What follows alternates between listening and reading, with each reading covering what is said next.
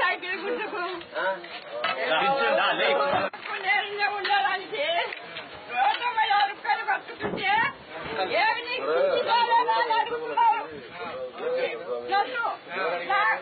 ఎవరైనా అడుగుతాంలే లేవు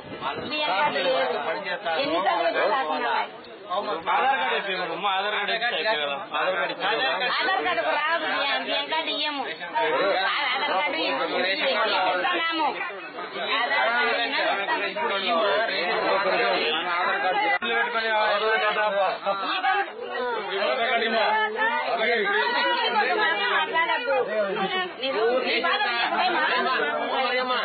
ration card Aadhaar card నీకు మామూలుగా అన్నం చెప్పి నాకే ఇచ్చిన నీకు ఈ మాట మాట్లాడినందుకు నా కార్డే నీకు ఇచ్చిన ఇంతవరకు రాలేదు. రేషన్ కార్డు ఇచ్చినావు ఎక్కడి నుంచి వచ్చింది నాకెందుకు పింఛని నేను చెప్పేది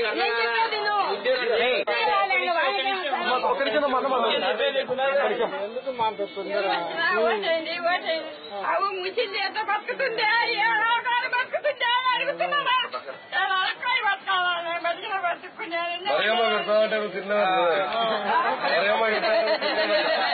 మరేమందరూ చెప్తా చెప్పేది ఖర్చుగానే పెడతా మళ్ళా లక్ష రూపాయలు ఖర్చుగానే పెడతా పేదవాళ్లకు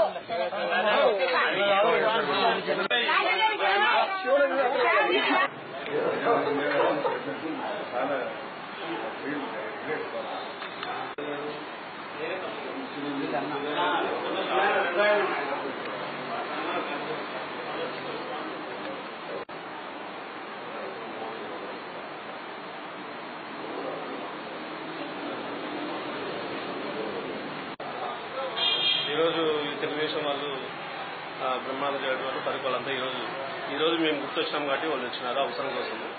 ఇదే రకంగా 2 సంవత్సరాల క్రితం మా నాన్న ఇదే పార్టీలో ఉన్నప్పుడు మా నాన్నకి దెబ్బలు తగిలినప్పుడు కనీసం ఏ వ్యక్తులు కానీ ఈ రకంగా వచ్చి మాట్లాడలేదు.